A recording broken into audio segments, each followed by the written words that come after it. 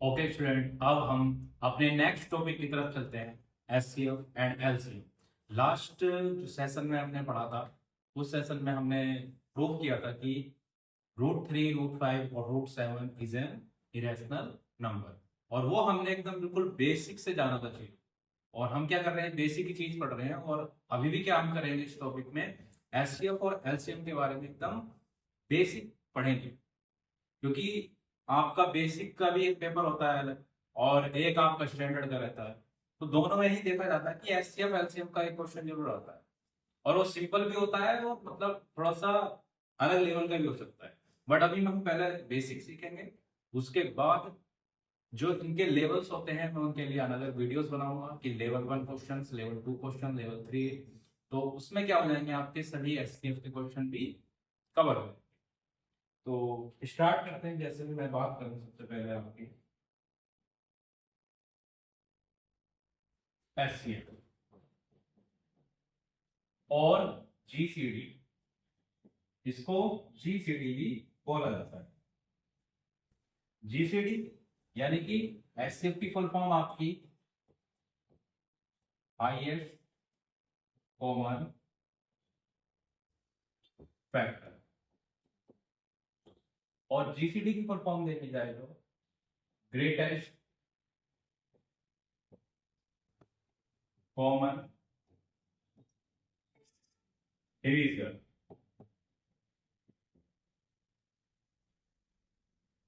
और सेकंड हम अगर देखें, सेकंड होता है आपका एलसीएम। एलसीएम को हम क्या बोलते हैं, least common multiple. Least common multiple. अब क्या होता है कि कुछ बच्चों को 10th में आ चुके हैं और ये नहीं पता होता कि आपका फैक्टर क्या होता है और मल्टीपल क्या होता है। फैक्टर और मल्टीपल में क्या डिफरेंस है? फैक्टर एंड मल्टीपल में क्या डिफरेंस है? अब देखो, बेसिकली जो फैक्टर होते हैं आपके, जैसे हम डिस्कस करें, तो फैक्टर जैसे मैं 6 लिखूं, तो 6 के जो फैक्टर होंगे आपके, 6 के फैक्टर होंगे 1, 2, 3, 6। यानी कि ये नंबर किस किस नंबर से डिवाइड हो रहा है, उसे हम क्या बोल देंगे, फैक्टर्स। अब मल्टीपल्स की बात करें, तो मल्टीपल्स में जैसे 6 1 जा क्या लिखो मैं 6, 6 2 जा मैंने क्या लिखा 12, या 6 × 3 = 80। अब यानी कि 6 से कौन कौन सा नंबर डिवाइड हो जाएगा, उसे हम क्या बोलेंगे, मल्टीपल बोलेंगे। डिफरेंस समझ आया? फैक्टर्स, जो ये 6 नंबर है, इसको कौन कौन सा नंबर डिवाइड कर सकता है, उसे बोलेंगे फैक्टर्स। और 6 किन किन नंबर्स को डिवाइड कर सकता है, उसे हम बोलेंगे मल्टीपल। तो ये क्या होता है, बेसिक आपका डिफरेंस होता है factors and multiple. I think आपको बात क्लियर होगी। नेक्स्ट हम चलते हैं कि हाउ टू फाइंड एचसीएफ। अब एचसीएफ फाइंड करने के भी क्या होते हैं, दो मेथड होते हैं। एक प्राइम मेथड और एक होता है आपका long division method. Basically exam में, 10th के एग्जाम में आपसे पूछा जाता है कि find the HCF by prime factorization method या फिर long division method.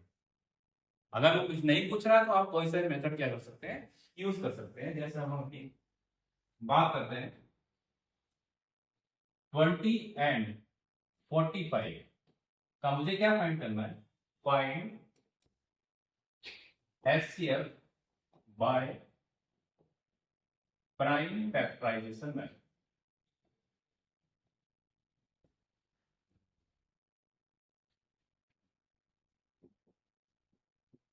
Prime factorization method. अब यहां पर देखा जाए तो हम क्या करेंगे, पहले 20 के प्राइम फैक्टर करेंगे। 20 किसके टेबल में आता है आपका, 2 के, फिर 10, फिर से 2 के, और ये 5 से कितनी बार आ गया, 1। यानी कि जो 20 के फैक्टर आएगा वो क्या क्या आ गया, 2 × 2 × 5। नेक्स्ट हम जाए एचसीएफ। 45 का प्राइम फैक्टर करेंगे तो ये 3 से जाएगा सीधा, किससे जाएगा 3, 3 1 जा 3, 3 5 जा 3, फिर अगेन 3 से किया जाए कितनी बार 3 5 जा 50, फिर 5 चलेगा कितनी बार 1 बार। क्लियर हो गया? तो 45 के आपके फैक्टर्स हुए, प्राइम फैक्टर 3 इंटू 3 इंटू 5।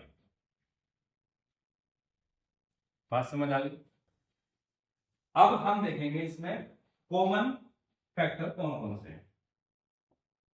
तो कॉमन फैक्टर देखा हमने, एक तो 5 है और यहां पर बाकी कोई नंबर दिख रहा है नहीं, इसका एचसीएफ क्या हो जाएगा आपका 5, यानी कि इनका जो हाईएस्ट कॉमन फैक्टर होगा वो क्या होगा आपका 5 होगा।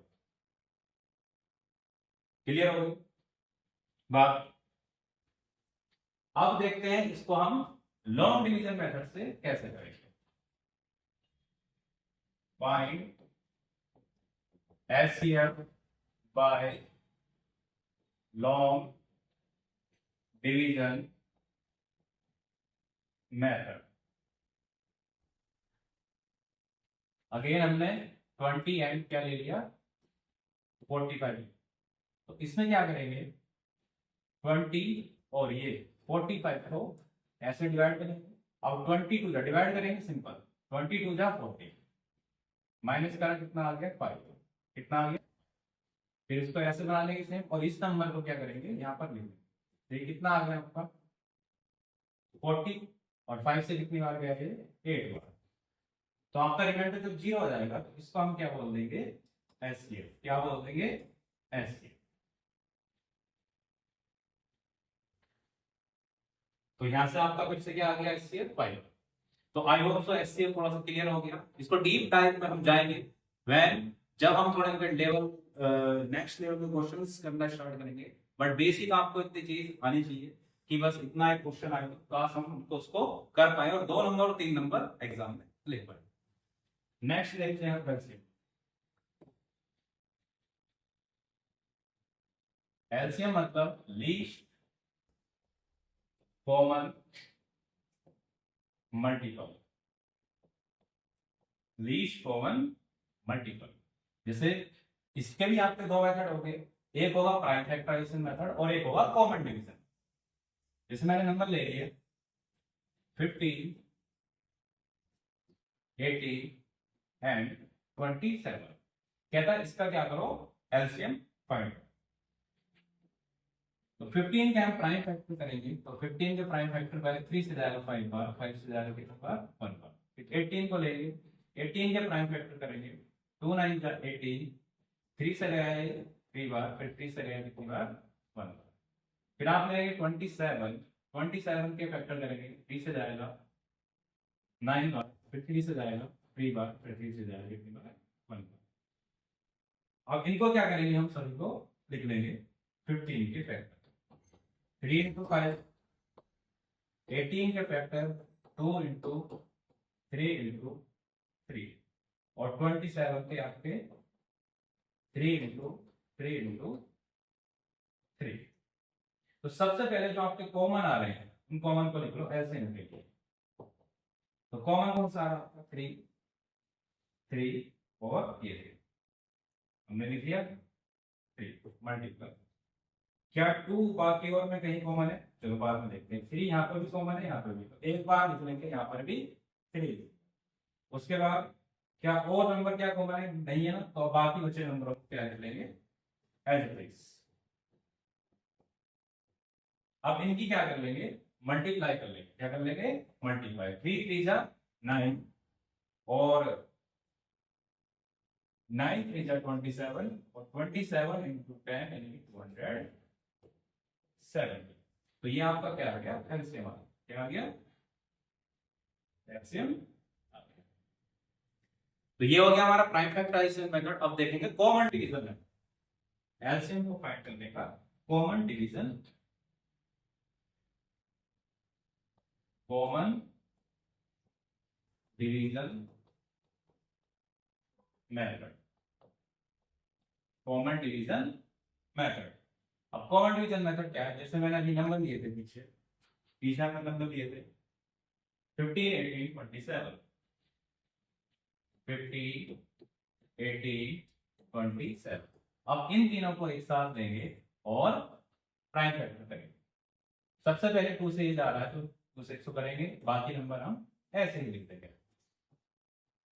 उसके बाद क्या कोई नंबर 2 से जा रहा है, चेक करेंगे, नहीं जा रहा तो किससे करेंगे आप, 3 से, क्योंकि 3 से नंबर जा रहा है। 3 5 जा 15, 3 3 जा 9 और 3 9 जा 27। फिर उसके बाद 3 से जा रहा है तो आगे हम क्या करेंगे, 3 से डिवाइड करेंगे। 5 नहीं जा रहा तो ऐसे लिख लेंगे 5 1 3 3 जा 9। इसके बाद आपका कौन सा नंबर जा रहा है, सब दोनों प्राइम है तो पहले 3 से कर दो एक बार हो। तो जब तक आपका 1 नहीं आता तब तक हम प्राइम फैक्टर करते रहेंगे। तो हम इन सभी को क्या लिखेंगे, फैक्टर्स को लिख लेंगे 2 इंटू 3 इंटू 3 इंटू 3 इंटू 5। ये कितना आ गया आपका 27, 3 3 9 9 3 27 और 5 2 10 200। आई होप आपको टॉपिक क्लियर हुआ होगा, थोड़ा सा बिल्कुल बेसिक बताया है और आप इस बेसिक को ही करके जाना एग्जाम में। और मैं डेफिनेटली कह रहा हूँ आपका ये बेसिक भी क्लियर हो सकता है एग्जाम में अगर आप क्वेश्चन करो तो। अच्छा एक चीज और है जो मतलब क्वेश्चन आ ही जाता है उसका भी, वो भी बहुत बेसिक चीज है तो वो हम उसको भी पढ़ लेते हैं। वो है आपका एचसीएफ एलसीएम और नंबर्स का रिलेशन।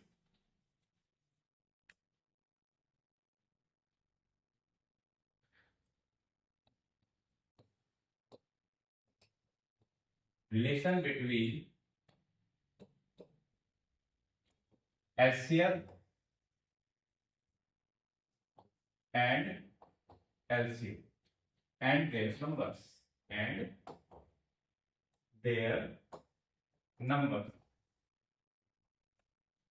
ठीक है।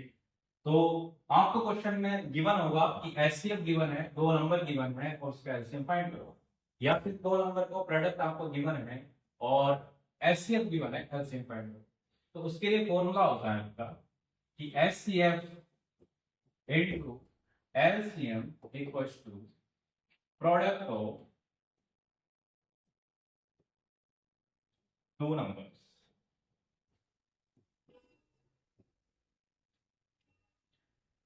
अब लेट हमने क्या कर लिया, 2 नंबर्स क्या है, 2 नंबर्स A एंड B है। तो इसको हम ऐसे भी लिख सकते हैं HCF multiply LCM equals to A into B।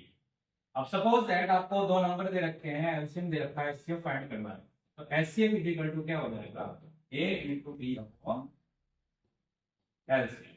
ठीक है, प्रोडक्ट ऑफ 2 नंबर को LCM से डिवाइड कर देंगे। और अगर आपको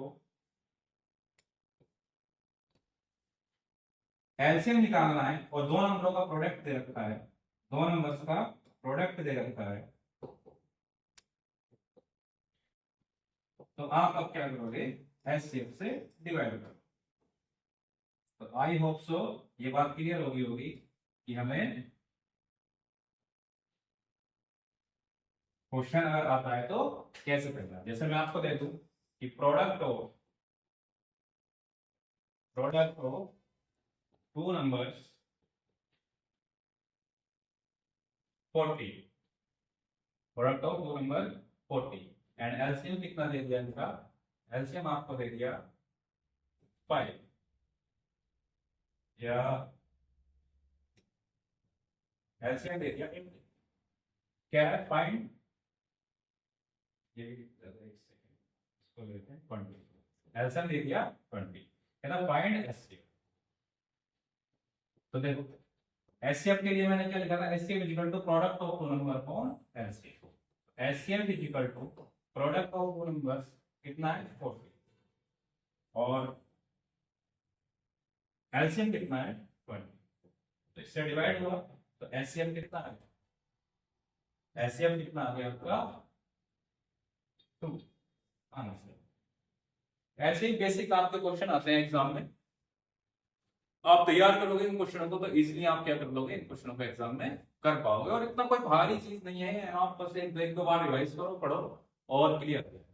तो मैंने फर्स्ट चैप्टर के आपके 10th क्लास के बेसिक्स को क्लियर कर दिया है, पढ़ा दिया है। आप बार बार वीडियोस को देख के आप उनको रिवीजन कर सकते हो, बट आपको बेसिक ही पहले क्लियर करना है, तब हम अगले लेवल पर जाएंगे।